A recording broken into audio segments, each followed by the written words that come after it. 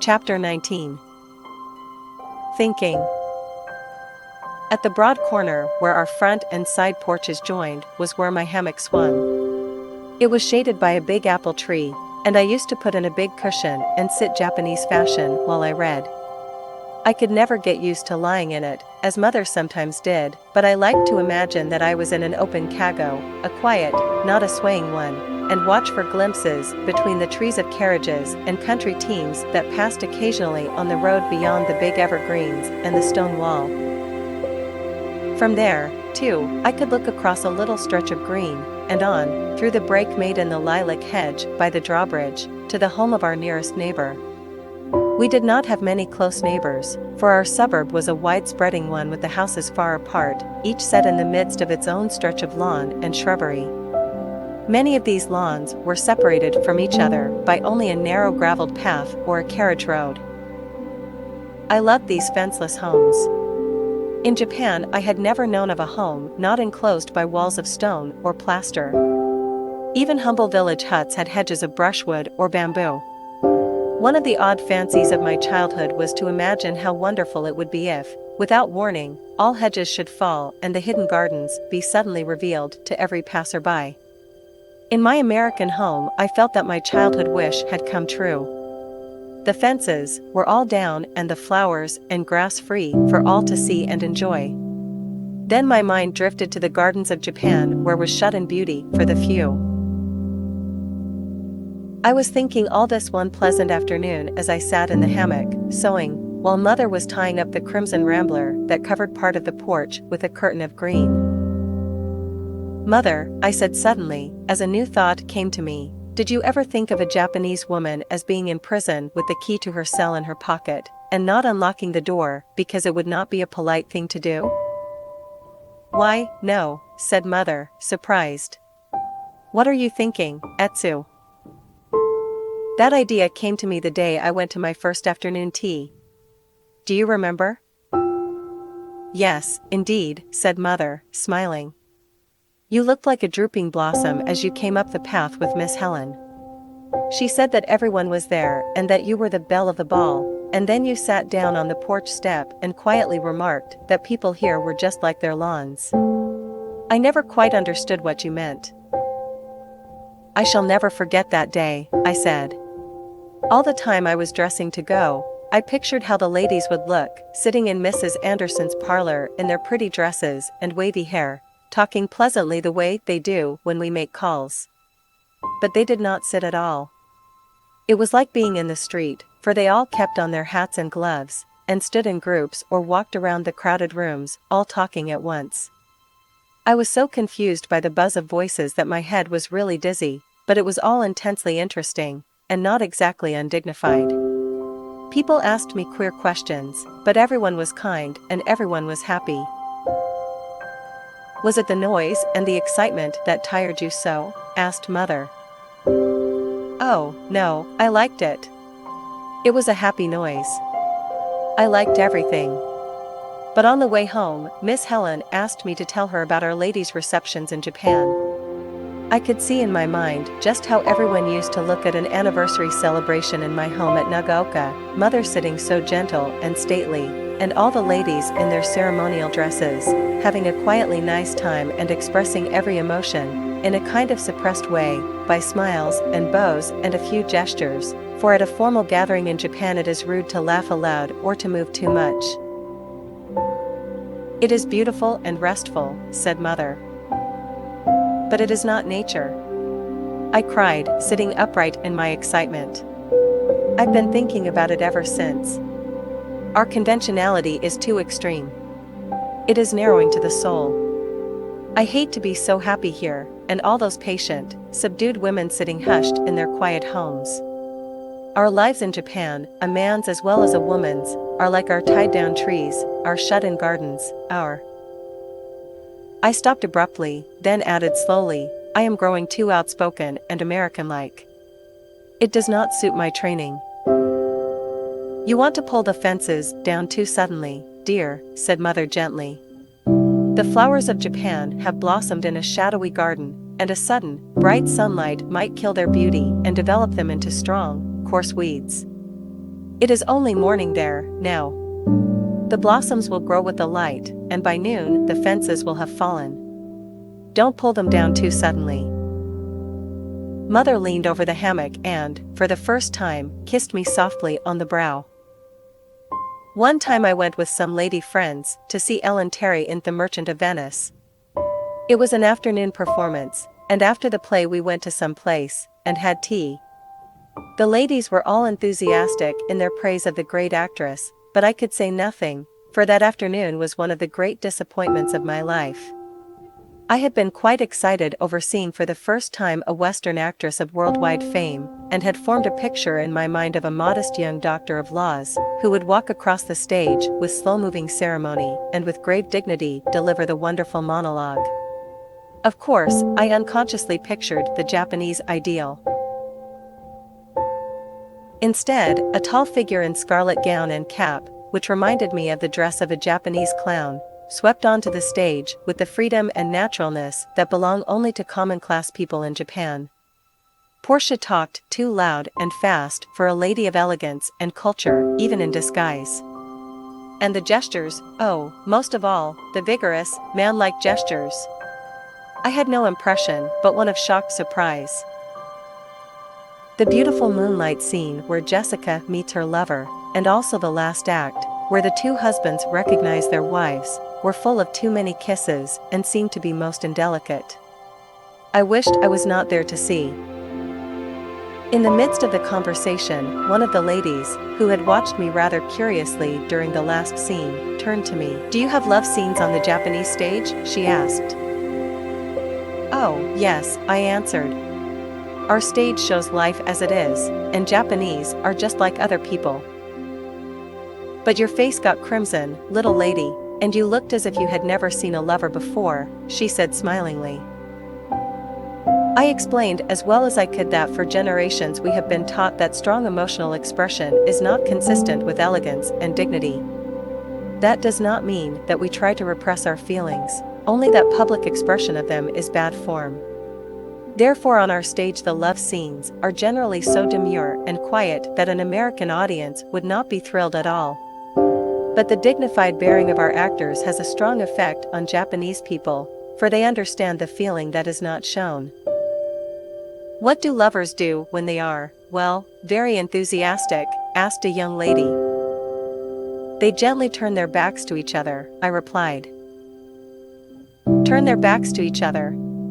My stars," was the very peculiar exclamation of the young lady. In a moment she turned to me again. "Is it really true," she asked, "that in Japan there is no kissing, even between husband and wife?" "There is bowing, you know," I replied. "That is our mode of heart expression." "But you don't mean that your mother never kissed you," exclaimed the young lady. "What did she do when you came to America?" "Only bowed," I replied, and then she said very gently, "A safe journey for you, my daughter." I had not been here long enough then to understand the odd expression that came over the faces of the ladies, nor the moment's silence that followed before the conversation drifted into other channels. Bowing is not only bending the body, it has a spiritual side also. One does not bow exactly the same to father, younger sister, friend, servant, and child. My mother's long, dignified bow and gentle-voiced farewell held no lack of deep love. I felt keenly each heartthrob, and every other person present also recognized the depth of hidden emotion. Japanese people are not demonstrative. Until late years, the repression of strong emotion was carefully drilled into the mind and life of every Japanese child of the better class. There is much more freedom now than formerly, but the influence of past training is seen everywhere, in art, in literature, and in the customs of daily life. With all the cheerful friendliness of everyday intercourse, there is a certain stiffness of etiquette which holds in check all exuberance of expression. It dictates the ceremonies of birth and the ceremonies of death, and guides everything between working, playing, eating, sleeping, walking, running, laughing, crying. Every motion is chained, and by one's own wish, with the shackles of politeness. A merry girl will laugh softly behind her sleeve. A hurt child chokes back his tears and sobs out, "I am not crying." A stricken mother will smile as she tells you that her child is dying. A distressed servant will giggle as she confesses having broken your treasured piece of china. This is most mystifying to a foreigner, but it means only an effort to keep in the background. A display of one's own feelings would be rudeness. When American people judge the degree of affection between Japanese husband and wife by their conduct to each other, they make a great mistake. It would be as bad form for a man to express approval of his wife or children as it would be for him to praise any other part of himself, and every wife takes pride in conducting herself according to the rigid rules of etiquette, which recognize dignity and humility as the virtues that reflect greatest glory on the home of which she is mistress. One other thing may explain some seeming peculiarities. The Japanese language has no pronouns, their place being taken by adjectives. A humble or derogatory adjective means my, and a complimentary one means your. A husband will introduce his wife with some such words as these: "Pray bestow honorable glance upon foolish wife." By this he simply means, "I want you to meet my wife." A father will speak of his children as ignorant son or untrained daughter when his heart is overflowing with pride and tenderness. I shall never forget my first experience in seeing kissing between man and woman. It was on my trip across the continent when I came from Japan. A seat near me was occupied by a young lady, very prettily dressed and with gentle, almost timid, manners. She was a young married woman returning from her first visit to her parents. I was much attracted by her free, yet modest, actions and planned how I would try to imitate her. One morning I noticed that she was dressed with unusual care, and it was evident that she was nearing the end of her journey. Finally, the train began to slow down and she watched out of the window with eager interest. The train had barely come to a stand when in rushed a young man, who threw his arms around that modest, sweet girl and kissed her several times. And she did not mind it, but blushed and laughed, and they went off together. I cannot express my feelings, but I could not help recalling what my mother said to me just before I started for America. "I have heard, my daughter, that it is the custom for foreign people to lick each other as dogs do." There was no criticism in my mother's heart, nothing but wonder. I repeat her words only as an illustration of how an unfamiliar custom may appear to the eyes of a stranger. Years of residence in this country have taught me that the American mode of heart expression has its spiritual side, just as bowing has. I now understand that a kiss expresses kindness or gratitude, friendship or love, each of which is a sacred whisper from heart to heart. Matsuo was very fond of mother, and often, when he had received a new assignment of goods from Japan, he would select something especially pretty or appropriate and bring to her. Once he gave her a small lacquer box, which looked something like an old-fashioned medicine case hung from the sash by people of ancient time. The outside was marked with lines corresponding to the partitions in a medicine case, but when I opened it, I saw that instead of being a succession of layers, it was an open box divided into two upright partitions to hold playing cards. The lacquer was poor and the work roughly done, but it was an ingenious idea to make a box to hold a means of pleasure in imitation of a case to hold a cure for pain. What original people Americans are, I said. But I didn't know that lacquer was made here. Matsuo turned the little box over, and, on the bottom, I saw a label, "Made in Japan." A few days after, I went down to Matsuo's store and he showed me whole shelves of articles called Japanese, the sight of which would have filled any inhabitant of Japan with a puzzled wonder as to what the strange European articles could be. They were all marked, "Made in Japan."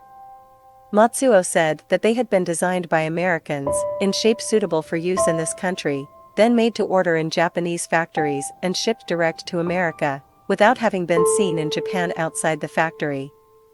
That troubled me, but Matsuo shrugged his shoulders. As long as Americans want them, design them, order them, and are satisfied, there will be merchants to supply, he said. But they are not Japanese things. No, he replied. But genuine things do not sell. People think they are too frail and not gay enough. Then, he added slowly, the only remedy is an education, and that will have to begin here. That night, I lay awake a long time, thinking. Of course, artistic, appreciative persons are few in comparison to the masses who like heavy vases of green and gold, boxes of cheap lacquer, and gay fans with pictures of a laughing girl with flower hairpins. But if Japan lowers her artistic standards, I sighed, what can she hope for from the world? All that she has, or is, comes from her art ideals and her pride. Ambition, workmanship, courtesy, all are folded within those two words.